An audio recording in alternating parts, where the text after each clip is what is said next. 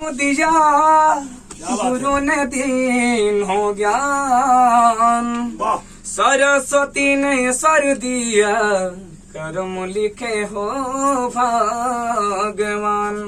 अपने अपने माता पिता की जय। और की बार हमको विश्वास है कि आंख में आंसू आने से कोई रोक नहीं सकता है। क्या बात, क्योंकि जितना क्या बताएं, अमृत के धार के हु के तनो पियाई गो माई बिना।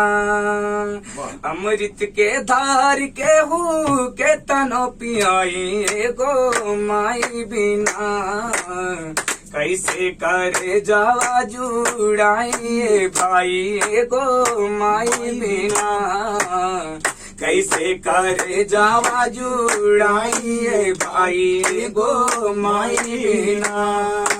अरे करे एहसान माई दुनिया देखावेली, करे एहसान माई दुनिया देखावेली।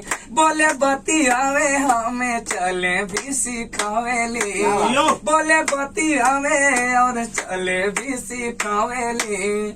मिल जाला अनुदान मिली सुख पूरा, मिल जाला अनुदान मिली सुख पूरा।